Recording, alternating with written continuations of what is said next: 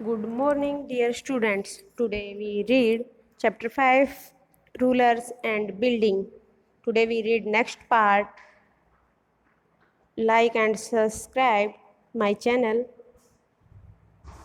Today we read Mughal architectures के बारे में, गार्डन्स, टॉम्स एंड फोर्ट के बारे में, चार बाग, हुमायूं टॉम एंड दीवाने खास। हम इनके बारे में रीड करेंगे इस पूरे चैप्टर में कि ये क्या होते हैं।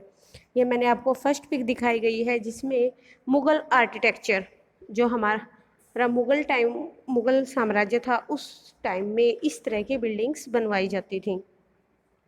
Gardens, tombs and forts under the Mughals architecture became more complex, यानी कि मुग़लों के अधीन वहाँ का जो आर्किटेक्चर था वो काफ़ी कॉम्प्लेक्स था, इजी था। Babur, Humayun, Akbar, Jahangir and specially Shahjahan were personally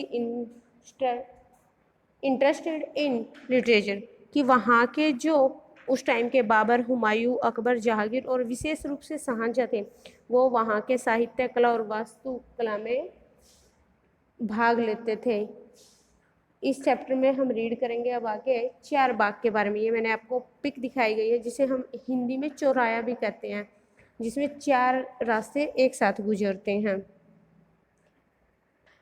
in his autobiography, उन्होंने अपनी आत्मकथा में कहा है, Babur described his interest in planning and laying out formal gardens. उन्होंने अपनी आत्मकथा में औपचारिक बागों की योजनाओं के बारे में बताया कि उन्होंने किस तरह से उनका प्लान बनाया, किस तरह से उनके बारे में योजना बनाई कि किस तरह से वो उसको बना सकते हैं। And laying out formal gardens placed within rectangle walled, enclosed and divided into 4 quarters by artificial channel। उन्होंने बताया कि इस बाग की योजना जो उन्होंने बनाई है वो कृत्रिमिक नहरों के द्वारा, जो उसकी दीवारें उनको 4 विभाजित रेक्टेंगल्स में बांटा जाएगा, और इसको बनाने के लिए बाबर ने अपनी विशेष रुचि दिखाई। दीज गार्डन्स आर कॉल्ड, और इन बाग्स को, ये देखिए मैंने आपको दिखाया है, ये देखिए ये 4 समान हिस्सों में बटी हुई है, जिस कारण से इसका नाम चार बाग पड़ा। 4 गार्डन्स, इसमें 4 गार्डन्स बनाए गए हैं because of their symmetric divisions into quarters. ये चारों समान रूप से समान भाग बने होने के कारण इसे चार बाग भी कहा जाता है। Beginning with Akbar, some of the most beautiful char baghs were constructed by Jahangir and Shahjahan in Kashmir, Agra and Delhi. इस तरह के कंस्ट्रक्शंस हमें जहांगीर, शाहजहाँ द्वारा कश्मीर, आगरा और दिल्ली में दिखाए जाएंगे। ये देखिए मैंने आपको पिक दिखाई है ताजमहल की, जो कि आगरा के अंदर है। ये देखिए इसमें भी उन्होंने 4 गार्डन्स बनाए हुए हैं जो कि सेम सीक्वेंस में बने हुए हैं। There were several important architectures innovations during Akbar's region. Akbar के शासनकाल में कई तरह की आर्किटेक्चर्स इन्वॉल्व हुए हैं। फॉर इंस्पिरेशंस, उनसे प्रेरित होकर Akbar's architecture turn to the tombs of his Central Asian ancestor Timur. Timur के जो उन्होंने अपनी वास्तुकलाएं बनाई हैं मध्य एशिया के तैमूर मकबरे से ली गई। टॉम्स का मीनिंग होता है मकबरा। एंड द टाल गेटवे, और एक लंबा दरवाजा बनाया because important expect of Mughal. उनका मानना था कि वो मुग़ल शासनकाल से भी ऊंचे और अच्छे वो बना सकते। ये देखिए मैंने आपको पिक दिखाई है जो कि मुग़ल्स अकबर के द्वारा बनाई गई हैं। Fatehpur Sikri, Lodhi fort, Allahabad fort and Agra fort. Next we read architecture first visible in Humayun tomb. Humayun tomb के बारे में हम पढ़ेंगे कि वो हुमायूं का जो मकबरा था वो कैसा था। ये देखिए मैंने आपको पिक दिखाई है साथ में, ऐसा होता था हुमायूं का मकबरा। This tomb was placed in the center of a hug formal चार बाग and built in the traditional known as the Eight Paradise, और हर्षित behest a central hall surrounded by 8 rooms. उन्होंने बताया कि ये जो मकबरा होता था इसमें 4 बाग इसके बीच में है, दूसरा इसमें 8 स्वर्ण बने हुए हैं, 8 पैराडाइज। पैराडाइज वो होता है जहाँ पर हमें स्वर्ग जन्नत बोलते हैं, जिसे स्वर्ग। इस तरह की कुछ परंपराएं होती थी कि उन्होंने 8 पैराडाइज बनवाए हैं, जिसमें एक कक्ष 8 कमरों से घिरा होता था।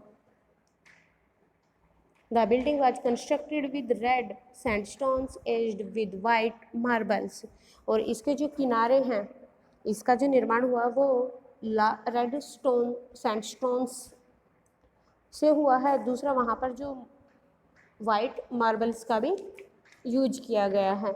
It was during Shahjahan region that the different elements of Mughal architectures were fused together in a grand homocentric his regions within a hug amount of constructions activity, especially in Agra and Delhi.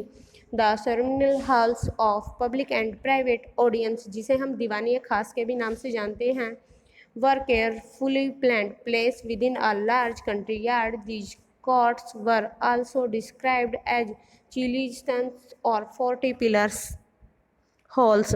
इसमें बताया गया है कि शाहजहाँ के शासनकाल में जो architectures बनवाए जाते थे, जो बिल्डिंग्स बनवाई जाती थी, उनमें जो कार्य चलता था वो विशेष रूप से आगरा और दिल्ली में बनवाए उन्होंने अपने, जो कि पब्लिक और पर्सनल यूज के लिए बनवाए। उन्होंने बहुत सारे ऐसे रूम्स बनवाए जिनको दीवाने खास के नाम से भी जाना जाता था।